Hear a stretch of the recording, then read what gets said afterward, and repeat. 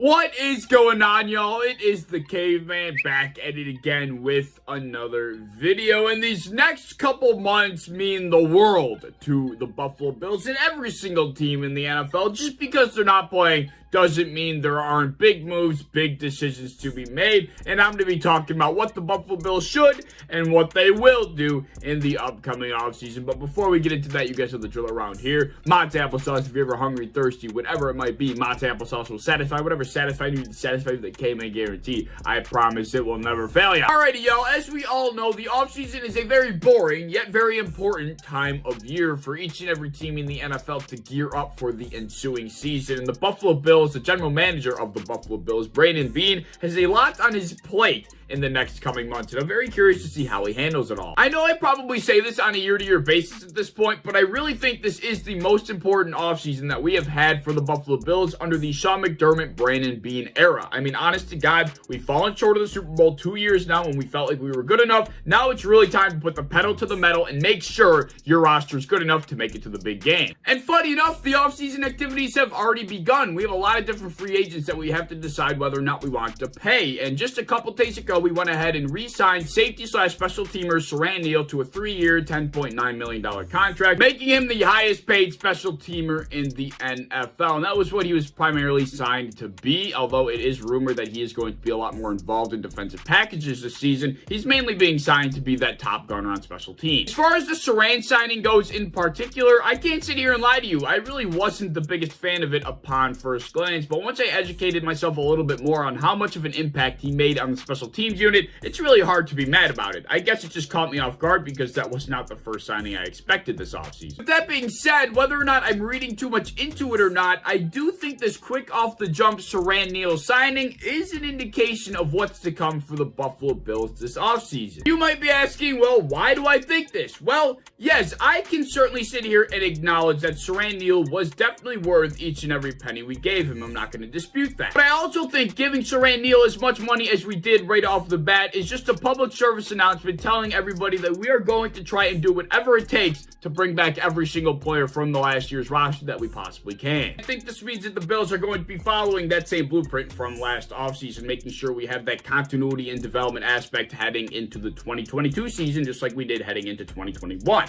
But if you followed any of my content last offseason, if you watched me at all over that span of time, you would know that I hate that. I cannot stand the idea of making sure you bring back the same exact roster that fell short of the very thing you're chasing, the Super Bowl. And that's exactly what happened over these last 2 seasons. The roster, it ultimately wasn't good enough, or else if it was, we would have won the entire thing. And at the end of the day, if your roster isn't good enough, you need to be making sure you can upgrade it in every place you can to make sure that your team is good enough to make that run the following season. And I feel like we don't do that. Last offseason, we had a number of opportunities to upgrade this roster where we really needed to upgrade it, but instead, we decided to pass on all of those opportunities, and things that haunted us back in 2020 haunted us in 2021 just as badly, and we're sitting there scratching our heads thinking, why in God's name did we not do anything about that? And I just have a funny feeling that we're just gonna go ahead and do the same exact thing, and I'm gonna want to rip my hair out for the next few months all over again. Time will only tell what we do this offseason, but I really think if we want to take that next step toward the Super Bowl, we need to do what it takes to upgrade the roster where it needs to be upgraded so we can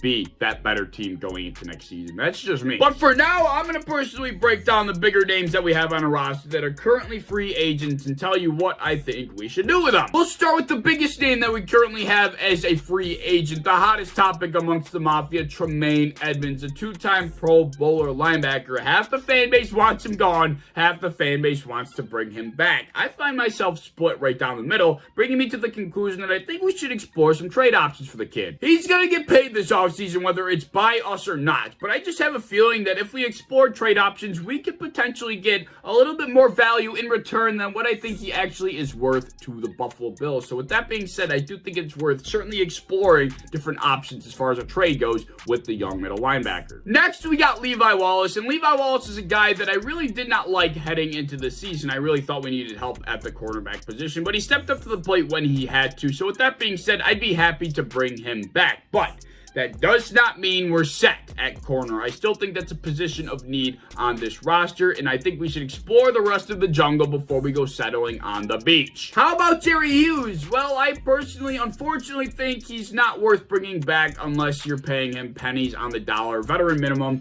I just don't think he deserves anything more at this point. We need money to go in other places. If he's taking up too much, the impact he has is not great enough.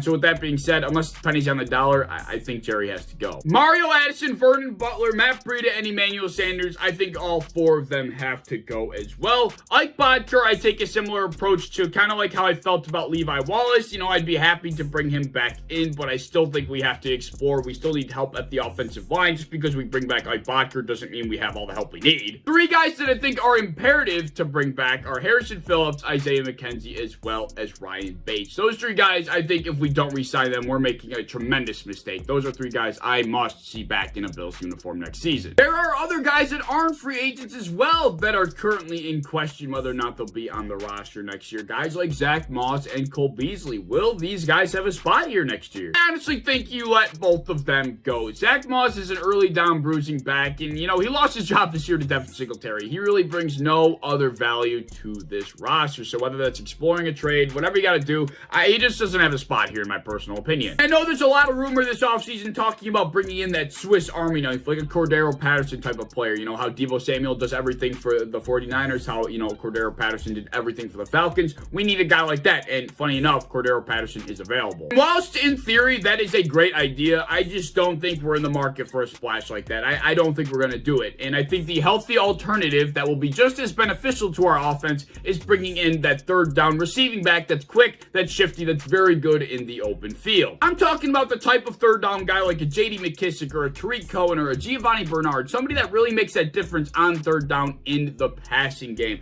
Those three guys made tremendous impacts for the roster, and I think that's truly what we're missing. Devin Singletary can be a three down back, but I don't think that's the direction we're heading in, and I think bringing in a guy like I just named would be the perfect solution. As far as Cole Beasley goes, I think you get rid of him. You know, he's very good at what he does. I'm not taking that away from him, but I just didn't think he made enough of an impact for how much money he's going to be taking up on this roster, and if he's not being used, I don't think it's worth paying him because I think we have the weapons already that could suffice for the loss of Cole Beasley. And the question becomes, okay, man, you're talking about getting rid of Emmanuel Sanders and Cole Beasley. Who the hell are we replacing them with? And honestly, I don't know, but I truly don't think we need to allocate that many resources into bringing in extra bodies into a already very good pass-catching room. This particular scenario I mentioned where we get rid of Emmanuel Sanders and Cole Beasley without replacing them with any kind of special talent, you still have Stephon Diggs, who speaks for himself, Gabe Davis, who has proven to be a solid number 2 wide receiver, and I think Isaiah McKenzie can slip right into that slot receiver role and be that full-time gadget guy that I kind of think we're already looking for. And then, of course, a guy that I think goes forgotten about here is Dawson Knox. You know, he really took some steps forward in a direction that I did not expect him to, but I was pleasantly surprised. And with that being said, I think he can handle a high volume workload. He can be getting the ball on a week-to-week basis regularly, and it would be good. All right, why do we need all these different bodies that can catch the football when we already have very talented players that just need more volume? And then, of course, we have Josh Allen, the biggest threat in the entire NFL. So I understand the want and need to bring in a big-name running back or a big-name wide receiver, but at the end of the day, we already have so much weaponry on the offensive side of the ball, even without Emmanuel Sanders and Cole Beasley. I mean,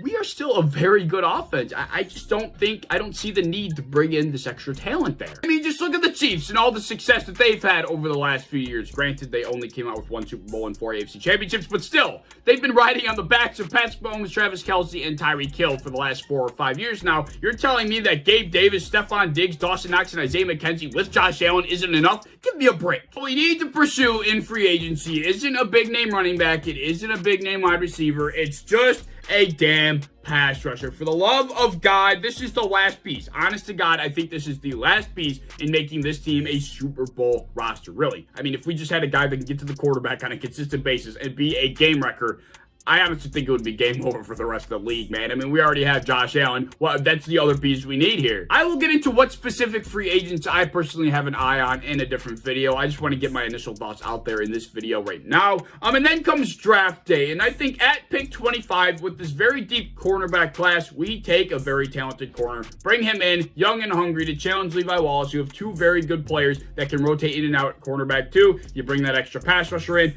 and I think that's the blueprint to being a Super Bowl roster. going into next season. Honestly, I do. Although, if they take the path that they have taken over the last couple of years now with this continuity and development bullshit, and they don't look outside of Buffalo, I'm going to want to rip my hair out. This hasn't been the roster that can get the job done. Changes need to be made. But yeah, those are my thoughts on the offseason. Like I mentioned, as the offseason progresses and we get more info and things start to happen, I will have more specifics about who I think we should target, what we should do in the draft, yada, yada, yada, and I'll still make videos about it. But for now, I just wanted to get my initial thoughts out there on the current rumors. Let me know your thoughts down in the comment section below. As always, if you enjoyed, please like, subscribe, do all the fun stuff. If you want to hit the bell to be notified when I upload, I'd appreciate that. You want to go over to Twitter, follow me over there, I'd appreciate that as well. I have a TikTok down in the description that I think you should check out, and I hope to see you in the next one.